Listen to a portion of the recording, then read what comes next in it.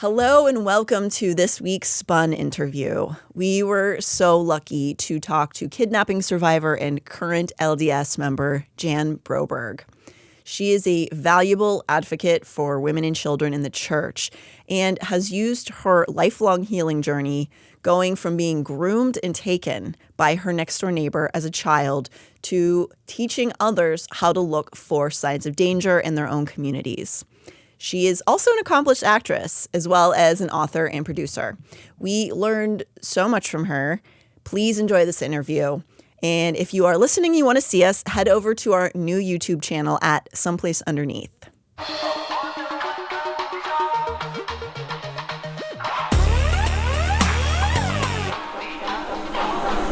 Someplace Underneath.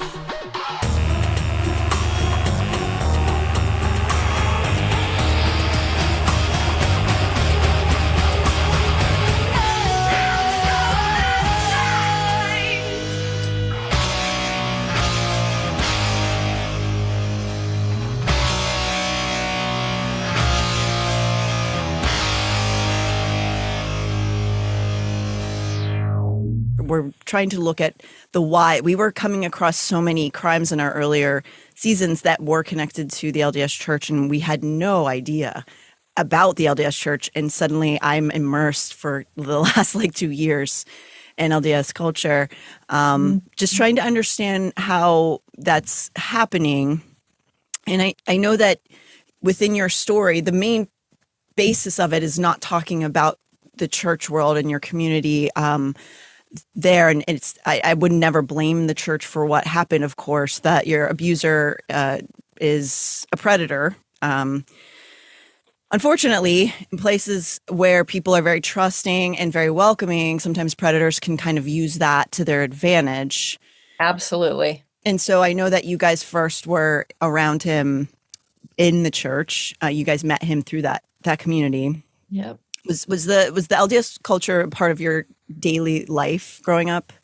Yes. I mean, I lived in a small city of Pocatello, Idaho, right by the university. Idaho State University was within half a block, the mini dome where all the football games happened. It was very much community. My friends all in my neighborhood, most of them I went to church with, but not all of them. There was a lot of just religious people in Pocatello. Everybody went to church, which is not the way it is today. Like I had Methodist friends, Presbyterian friends. I had friends that were Roman Catholic and also Greek Orthodox. Okay.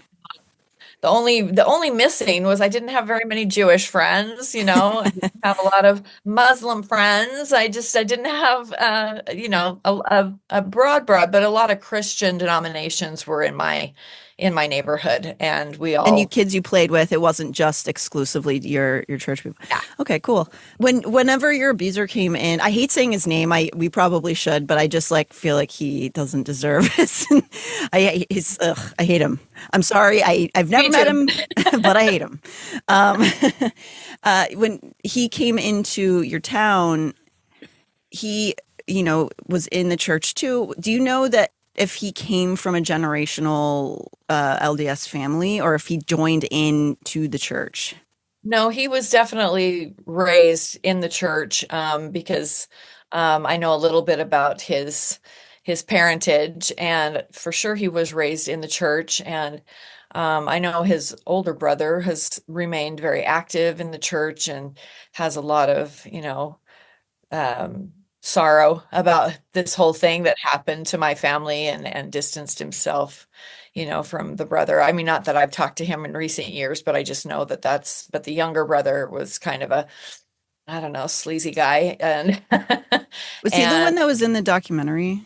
Yeah. Uh-huh. Oh, okay. Yeah. Yeah. In the original documentary, Abducted in Plain Sight. Yes. And he it was almost like, when you're uneducated and you don't know how to think critically and you are unwilling to look at things because you just feel like, oh, well, that's his thing or that's their deal, or, well, that's just what they like. They like little girls, blah, blah, blah. Let's go on with the subject in our life.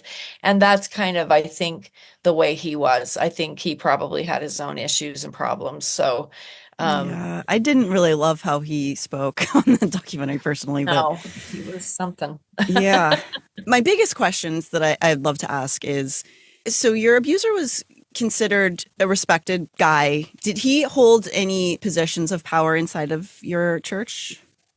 He was on what's called the High Council. So like every little area of churches, like what you would consider wards in my world of Mhm. Yeah. vernacular, inside of that, there's like a stake, and in that stake of so many wards, Yeah. there's a High Council, and he was on the High Council. He also taught Sunday school early on, but that was the highest position that he ever had, was on the High Council. But then he was gone from the High Council because he was disciplined by the church, which I just found this out like in recent years. This is not something of my family knew then, but we found a letter from the Church of Jesus Christ of Latter-day Saints, and it had that it was found in the discovery of trying to do the show that he had been disciplined by the church for inappropriate behavior with a minor female, which I think is really Mm. pretty shocking.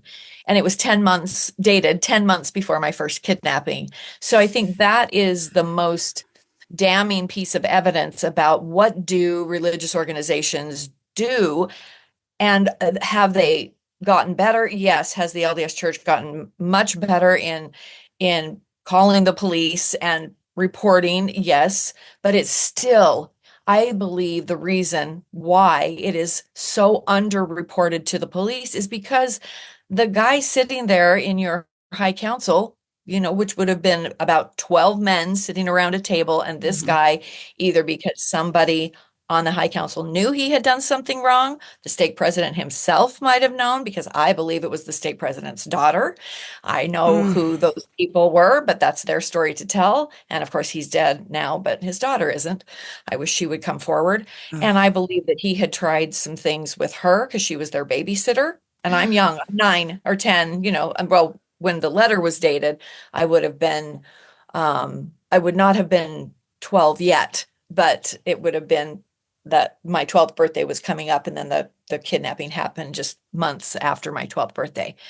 And I look back on that now, not having that piece of evidence before, not knowing that, and thinking, okay, if an organization, religious or otherwise, any organization, wants to do the right thing, they have to take it all the way. And that guy sitting there who's either confessing to a sin, who's telling, Mhm. I did this thing and I'm so sorry, it'll never happen again, or somebody knows and they bring that person into some kind of a bishop's office, or at this point, it was a whole group by this point that he would have been in front of.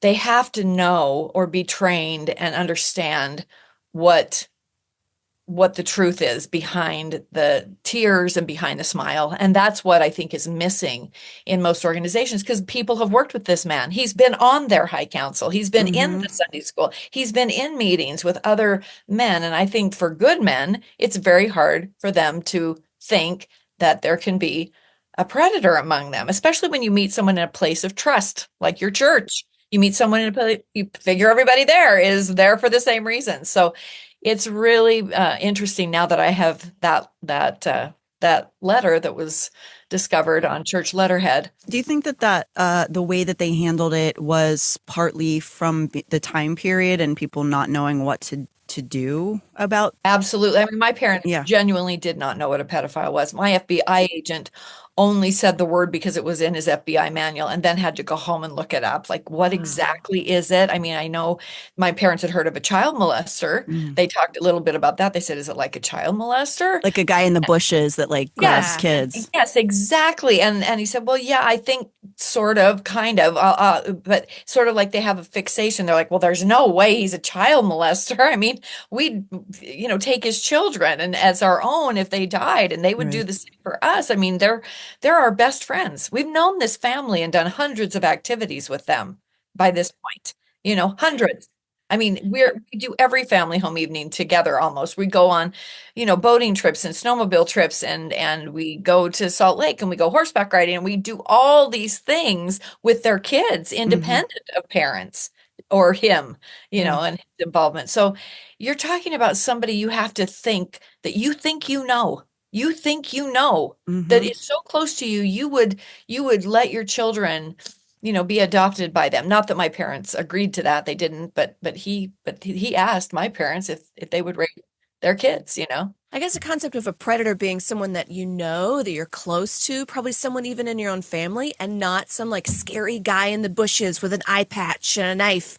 Like this is a very new, like even in my time, like very new concept of it's probably somebody we're still you know. not really talking. It's just being talked about, I feel like, in the last few years, especially thanks to people like you who are trying to break the shame cycle of that, because I feel like the victims get the shame is put Totally. upon victims. Yeah. Like they did Victims aren't something wrong. believed. They're just simply not believed. And that's the problem. You have to start by believing, which is why I do a podcast. And that's basically the whole idea for survivors and those who are, down that road after abuse. And even authors of books who are talking about what happened to them and have become therapists or other things. They all have been on the podcast because they want people to know, this is what it looks like. This is not the typical stranger danger and all those scary images that you have of somebody being kidnapped. We got to throw it all out, because if you don't, you will not see the predator in your own home. And that's mostly where they live. They live in somebody's home. Yep. Yeah. They live in someone's home. Very good point. They live in somebody's home. They live in somebody's house. Yeah, exactly. The guy in the bushes, where's he going to lay his head at night? Yeah. Yeah, let's figure that out, because they just look like somebody you have grown to love and trust, and who has done a very good job at grooming your entire world to love and trust them. That is bringing up what I was mentioning earlier, is that people who have predatory intent can see a community of people who are very welcoming and be like, oh, this is an easy target.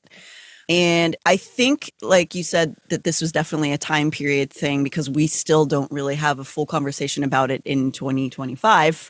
But the idea of forgiveness is really preached in the church, which is, it sounds really nice, and that is a nice concept. But I think that do you think that there is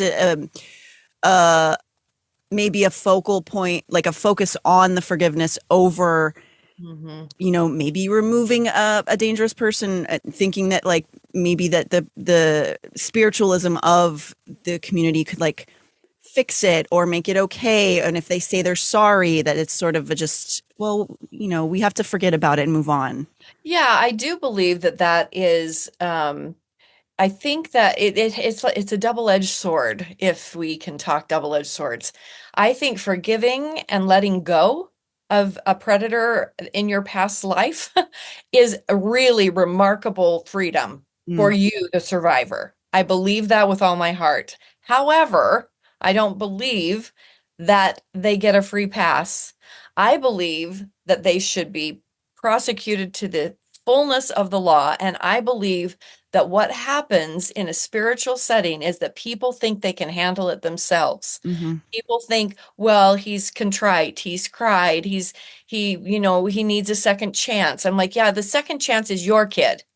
The second chance is your young person. The second chance is that these people are serial predators, and almost never is it one child and then they move on to being, fixed. Right. So now I have repented and I have been forgiven for my sins, and the Lord loves me, and I'm going to move on and I'm going to do everything right. People do change their life around, but I think this is something so deeply embedded in most active pedophiles that I think it is a very hard thing. It is like a drug, an addiction that is worse than fentanyl. Totally. And so if you think that person's going to stop, just know you're not a professional. Just wake up as a church leader in any religion, mine included, and just go, I'm not the professional here, and I'm not a detective, and I'm not going to fix what has been obviously broken, which may be intergenerational trauma. I believe that is a very common thing in not only the LDS culture or religion. I think it's in any religion, any place, every place that these kinds of predators are made, and they come from usually a parent or someone close to them who has preyed upon them, which I believe could have happened to him. But does that mean it's okay for him to activate and go forward and not only to rape and harm and brainwash me and what he did to my entire family, but to the next girl, the girl I meet on the next documentary, where I went with Andrea Canning and we met Heidi, his next victim. No, and that's the problem. Do you think the person who in the church whom says, "Oh, we know this person's a predator, but we asked them to pray and they said we forgave them and that we're just going to let that slide and not tell anybody," should they also be prosecuted for the law? Absolutely. I think that acting naively in this day and age, I think that there's plenty of information that people can access to know. The only thing that I think has to happen in that situation is that I don't know that those who are naive but not the predator should be prosecuted. I don't know what I think about that. I just watched a show and I watched a bunch of court stuff with the parents of the kid who got the gun and shot up the school. Oh, yeah. And I'm like, okay, the parents are being prosecuted. Now, do I think that people should have some responsibility with a child that is, crying out for help and they don't get them help or they don't know where to turn for help? I do. That's very complicated. Tricky. We could do a whole podcast around that. Yeah, totally. Because it's a new idea, but you know what I think it's done? It's skipped over the predator. I think that we are so afraid and so don't want to talk about child rape, incest, trafficking, exploitation, and abuse that we just want to skip the predator and let's just go straight to the parents. Because my parents were wonderful people. My parents I can tell they loved you so much. They did. They loved all of their daughters. They would have stepped in front of a moving train for any of us. They were amazing parents. It's the reason that I survived and that I am the person that I am today, because I had 12 years of practically a perfect childhood with perfect parents. Right. Oh, that's even scarier though, sometimes. Right. To think like you said, that happened so perfectly and your parents did everything right.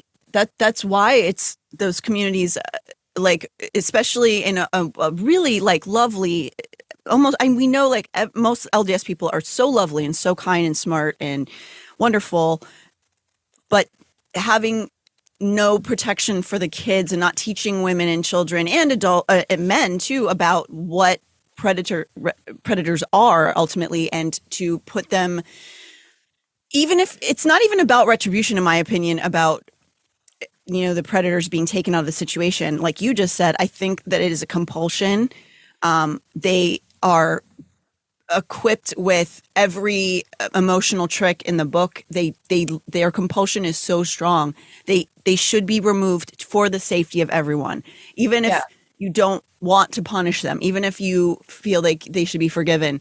They are not safe around. Right. They should be removed from access to children and teens and tweens and young adults. Anybody whose brain isn't fully developed, who hasn't ever, who always, I think religious communities also, mine very much included in this, is that you have this patriarchal order of things. Like the man, he's the one that basically, it's God and then Jesus and then the father of the home and then the mother and then kids, and it's like this authority that goes vertically, whereas in my opinion, what needs to happen is authority like that needs to be taught on a horizontal line. Totally. It needs to be flattened. I have as much authority as this man that I might be married to, or whatever that father figure has become a detriment to getting to the truth of the matter in this way, at least in this area. People need to be taught to critically think for themselves. Women, children, they all need to have the opportunity to be curious, to ask questions. You don't just blindly follow a faith system and a person who is in that faith system, because they can use it against you, which is what my predator did. He used the words mission. He used words like you have a very special mission and a very special Yeah. thing to accomplish. I mean, he didn't say these things. The tapes, the aliens did. Right. But little girl who believes that there are other worlds, that this is our world is just one world in the vast universe, and that if I live my life the best I can become a goddess, of another world. You have religious teachings that have this fantasy thing attached to them, and you're going to be more susceptible to certain words and certain things that can be twisted. I mean, my story was Jesus, Joseph, and Mary. I mean, that's what it was. My mother's name was Mary. My dad was not my real dad. He was the Joseph in the story. And my mother, I was told, had been overshadowed by a being from this other planet, which is how I was conceived. And I now am the person that is part from this planet and part from this human planet that's going to have a baby to save a dying planet. Now, to somebody that's never heard the Jesus, Joseph, and Mary story, that might be real hard for them to understand. Yeah. How can I get trapped in a story like that? That girl must have been an idiot. No. Really? No, not at all. You're not an idiot at all. I mean, I know what you're saying, but I think you're so correct that it's not that far of a leap at all. It's not. That's what I'm saying. I'm trying to make that like, really?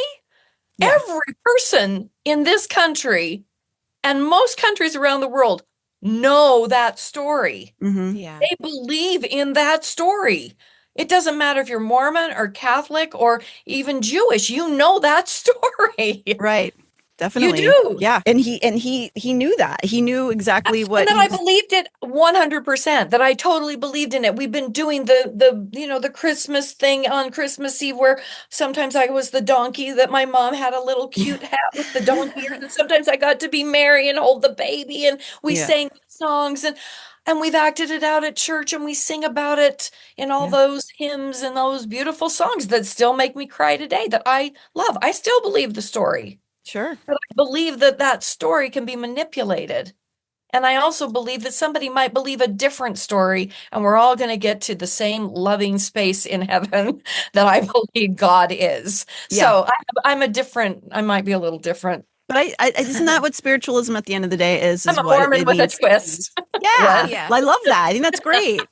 And I think you're so right in that patriarchal lineup. It also hurts the men, because the men, they don't know everything. No matter how much they want to convince you of that, they don't. And so there's this burden of pressure on them at all times to seem all-knowing and omnipotent, and they're not. They're just not. They're human beings. They're like human you beings. and I.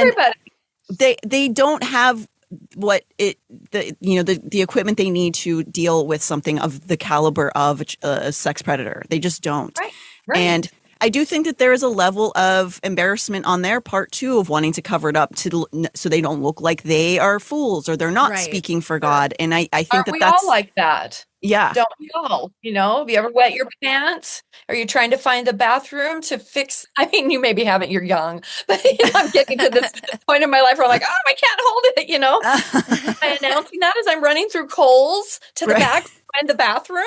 No, I mean, we're all human in that way. We want to cover or not talk about things that are embarrassing. Yeah. This is embarrassing. It is embarrassing. Right. But, when it comes to your embarrassment over the safety of a kid, do you think that there is the church in general needs to have a restructuring of their thought process around sex offenders and child abuse?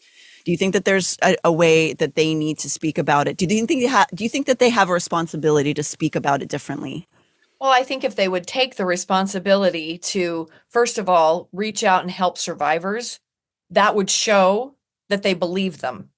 So I think that, and our church is really good about, coming into the rescue. If you've had a flood, I had a flood at my home. I had thousands of people for 6 weeks that came from all over my community, as far north as Salt Lake. And it wasn't just Mormons, mostly Mormons, because that's where I live. I live in Mhm. Utah right now. So there's a lot of that. But other denominations that are in my community were here too. You know, the Baptists, so they're the ones that dried out my walls downstairs and made sure there was no mold, you know, and it's Yeah. different, you know, the Catholics brought all the supplies and from Home Depot, the vacuums and the stuff. And I mean, everybody was pitching in and helping. That's You so know, nice. Christian coalition around here is, you know, pretty well organized, so that if there's a problem like that, they're Mhm. there to help. But when it comes to something like this, I think in general, that's why we're talking about it. Most religious organizations don't really know what to do, maybe, Yeah. or they don't want to do it. They they kind of they have some there's some, you know, therapeutic services that you can access through the church, which I've had a really good therapist that I accessed at one time in my adult life, trying to kind of figure out and heal from everything that I really, really loved. And I had another therapist that was just, meh, okay. And I was like, no, I got to go pay for it myself, because I got to find somebody that specifically understands this kind of trauma and child abuse and what happened to me, you know, because I'm showing all the signs of the aftermath, you know, can't stay in a relationship, can't, you know, it's just, there's so much to unpack when you've Yeah. been Oh, through yeah. this, when you've been brainwashed and raped as a young child for years on end, those two things, and being kidnapped and taken away from your family and everything that you love and know. But it's true, even if it's somebody that is, you know, crawling into bed and fondling your child, Mm. and you still want to stay married to this person. Well, we better figure out what we actually need to do so that this person gets help, if that's possible, or we have to have stronger ways of teaching people that predators like this often don't change.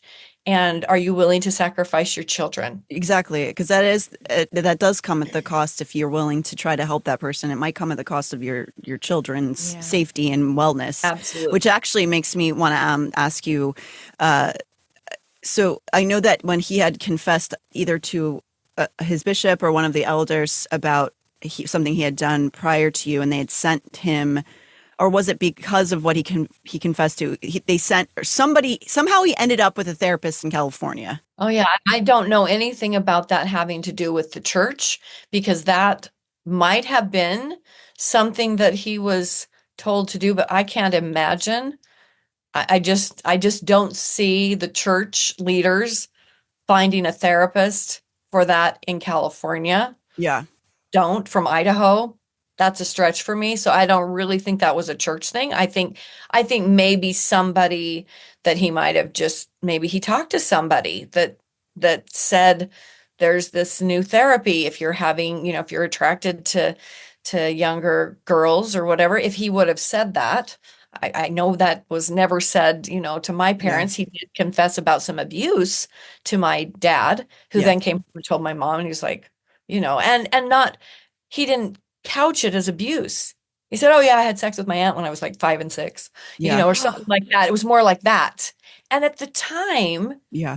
abuse, was that even a word in Right. the early 1970s? I mean, psychotherapy had just started in the late 60s. Mhm. I mean, we didn't have therapists. We had counselors, we had people that, so but I do know that therapy that he went to, so he said, to Beverly Hills, to a therapist about listening to tapes, and then Mhm.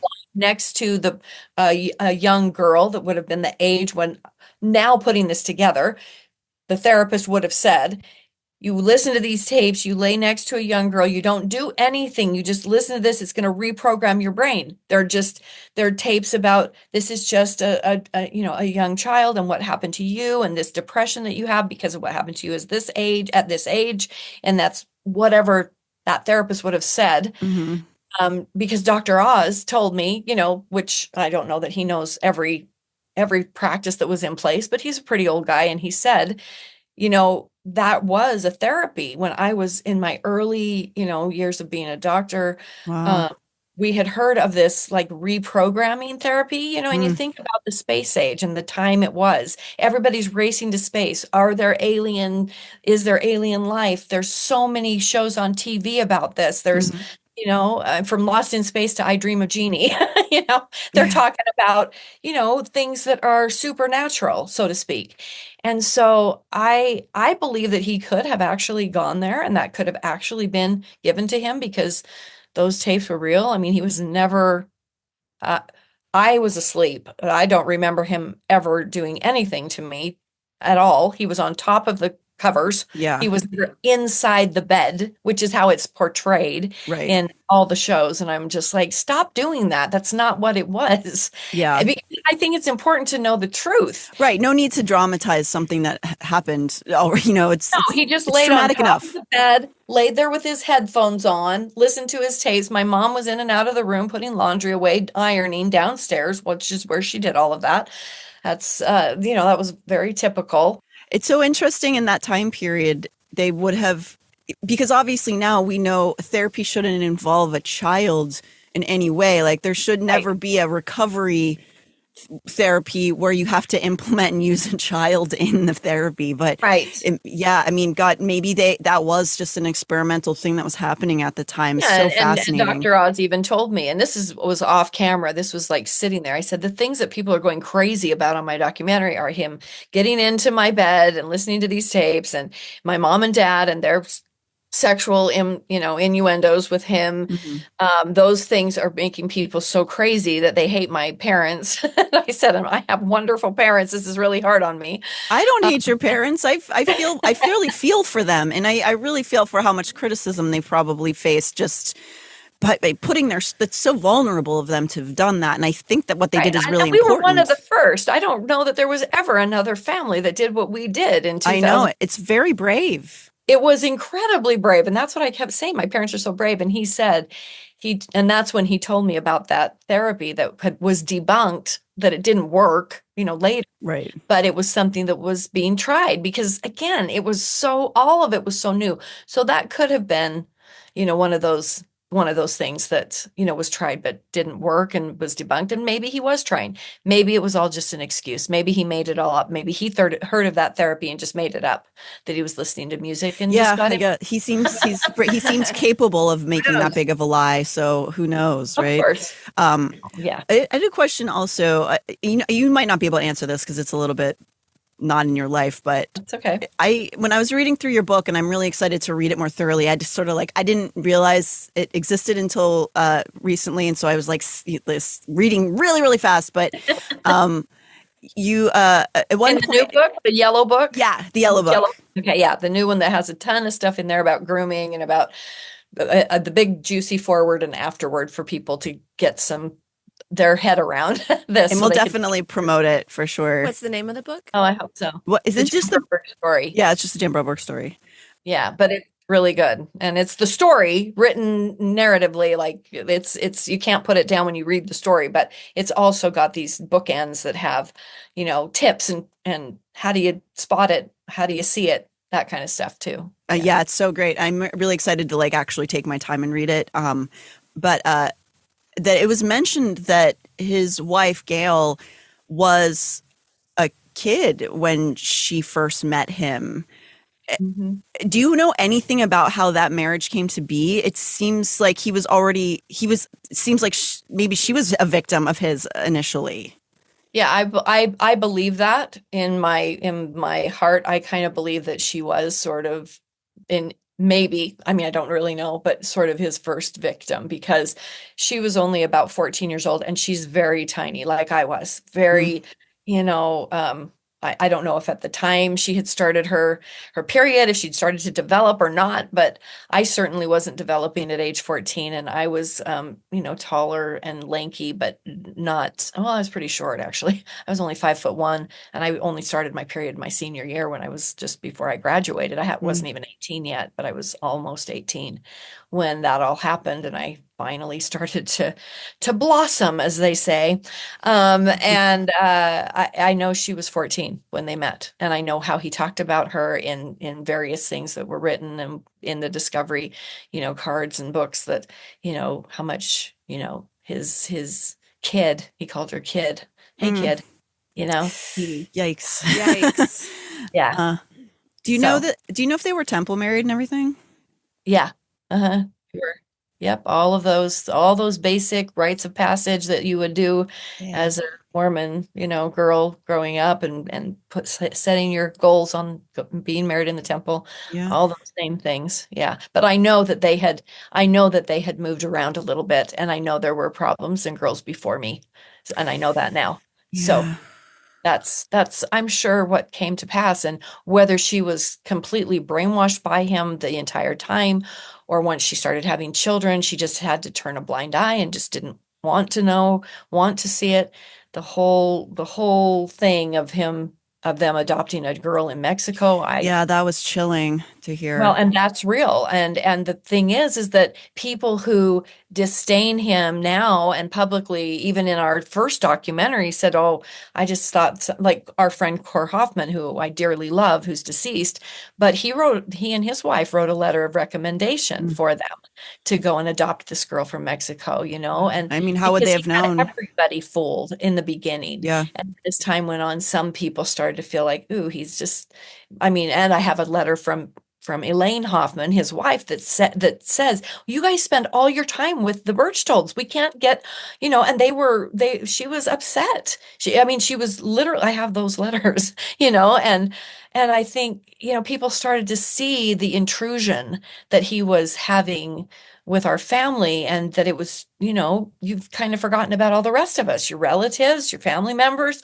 your friends, we would like some time to go out to dinner once in a while, and that it was becoming, they could see a little more of his controlling or obsessive stuff, but nobody thought it was targeted on me. Right. Nobody Wow. thought that. I'm sure nobody was even thinking about it. Yeah. Yeah. Do you think that sort of controlling, sort of way with words, sort of maybe a touch of narcissism, do you think that helped him get up in the church more? Probably, because it certainly served him in the business community. I mean, his furniture store became very popular. People just loved him. I think women in the church, in the ward, in our neighborhood, he was so charming. And he has a Ted Bundy. He just had a different prey and a different end game. So, he was that way. He was very charming and very helpful. I mean, he was like, Mr. Service. You need something done. Let me help the little lady cross the street. Let me take your groceries in for you. Here, let me build a wall in your children's bedroom because I have all the stuff and I know how to do it. And I have all the furniture and you can have it wholesale. He was that guy. And everybody liked him. Predators are very good at hiding, and it's not that the church should know somehow magically that there is a predator in their midst. But I know you have to get going. I mostly just want to ask, what would you like to see the LDS Church or churches in general do to help protect victims in the church? First of all, I think they need to be, if you're in a position of authority where you're supposed to talk to, counsel with, give advice to people, children, young people, teenagers, parents who are having struggles in their marriage, whatever. If you're that person, whatever that position is in your church organization, I believe that those people need to have trauma-informed training. I believe that they should have to certify in some way that they know what to do so that they are trained in spotting trauma, in spotting predation, and they are trained in what to do next, which is not for them to handle it. It is not for them to decide, well, this person's, repentant, so we're going to let him, we're going to make him be on, probation from church. He can't take the sacrament, but we'll once he's done that for 6 months, we'll let him teach Sunday Yeah. school again. They need to know what you do and don't do. Yeah. And I think that is universal enough that for every religious organization, I mean, my out of body experience in watching the movie Spotlight at the DGA when I was living in Los Angeles and surrounded by other actors and filmmakers and people from the cast that were then doing a Q&A on the stage. My whole thing with that one, and then The Room, that was another one I saw at the DGA.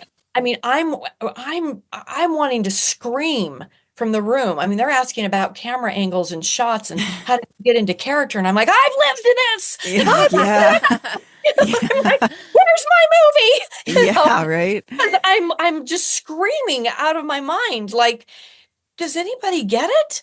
Does anybody understand that, and at that time it was like 1 in 4 women, and 1 in 6 or 10 or 11 boys, at the time I was watching these movies, those were the statistics. Well, these new statistics, because they're taking into account those who don't report, which is so many, don't ever report, that it's literally 1 in 2 girls. And I said this earlier, 1 in 3 boys are going to be sexually assaulted in some way before the age of 18. And it's not because everyone is a sex offender. It's because predators, they repeat offend over and over and over. And so if you don't get them out of the community, that is more children traumatized for generations, for sure. Right. And if you don't remove the predator, and whether that predator can be rehabilitated or not is still a mystery. I know that I've had a couple of interviews about, there's a place in Germany where you can just check yourself in. You don't use your real name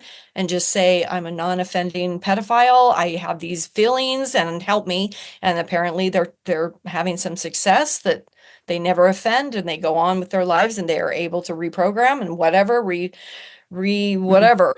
Maybe they're handling their own abuse. Maybe that's what they're doing. I don't know. But I've heard there are some hopes. But the first thing is you get the children away, you get the predator out of your home, you get them out of your life, you get them out of your congregation, out of your school. You don't just move them to a different school. You don't just move them from one Catholic church parish to another one. These are the things that I'm like, if we don't do those things and we don't train the clergy and make them have some kind of certificate, and I believe this is true for women and men serving in any leadership capacity where they are in a position of working with children or working with adults who might be confessing or saying something, or another adult saying something to them about what they're noticing with their neighbor or something. I think you have to have checks and balances, and the LDS Church now has a window on every door. I mean, you can't have kids in a room behind a closed door. They have certain things that they've done that I think are good, but they're not enough. It's not enough. If you really want to protect kids, first of all, you should start talking about this shit. I love that. It's the end of your interview. That it doesn't happen in our church, doesn't happen in our home. Stop it. Stop. Start talking. Start telling. I'm sorry, people should know if there's a sex offender in there that has actively offended on children in their congregation, parish, ward, whatever. No community's immune. There's none. They're everywhere. We have to talk about this. We got to take the shame out. The reason the kids are in shame is because nobody talks about it, and when they do, they're hushed. Oh, we don't want to talk about that. Well, I know Grandpa had a problem, but he's a good man. What about our family name? I think that kind of crap is what is really pervasive in religious communities. Is the name, the family name, the patriarch, the blah blah blah. And protect the name, protect the patriarch. Yeah, for sure. Tear all that crap down. Yes, I agree. That goes back to the vertical transparent. Yes, vertical authority. It's just as important what that kid has to say as the dad or the bishop or their mom or anybody. You're all on the same plane, So, I have a lot of wonderful things that I love about my religion and my church. And I am still an active member, but I am a very loud voice for change. And so, I love that. I probably don't get the volunteer jobs in the church that I used to get. I used to be like the young women's president, and I used to teach, gospel doctrine and, Sunday school. I was and I taught a lot of years, and I worked with a lot of young people, and girls, but I say things that are honest.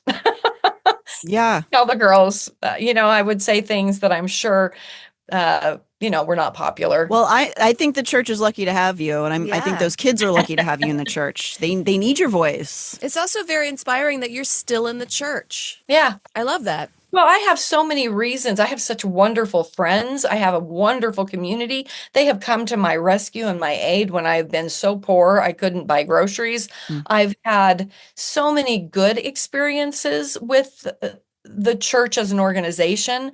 When my flood happened at my house, I mean, I see how important an organized religious community can be, Mhm. because they can come to your rescue and your aid when you really do need it. And I've been the recipient of that, and I've tried to give back and do what I can. But I also think we make big mistakes. When we teach our children to have faith, we should teach them that they can find facts and they can do it for themselves. When we teach them that we ought to, be kind, we can also teach them it's okay to run and scream and tell on their neighbor. Yeah. You know what I Absolutely. mean? Yes. We just got to balance this out, because I have been surrounded by the most loving, kind, wonderful community, and I just think they're great people. And Yeah. I still, there are certain beliefs within the church that I really believe still to this day. Yeah. I believe in the Book of Mormon, but I also believe that they're all stories, that Right. whatever is written there is meant to be applied so Right. that it's helpful, not hiding anything. You don't Yeah. teach people to hide behind anything. And you can go, yeah, I don't think that's factual. I don't think that story of Jonah and the well is really fact. Right. I'm a critical thinker. And that's okay. The understanding of the story and what it might represent could be a really good thing. Absolutely. We are storytellers. That's who humans are. Absolutely. We all tell stories. That's how we do this. That's why we podcast. We tell Yeah, absolutely. So anyway, I'm a loud voice, and I'm not always a popular voice, maybe, In the long run, it's a but popular I always voice. have people that reach out to me a lot, Yeah. who say, because there are things that I don't that I want to see changed beyond just this, many things, Yeah.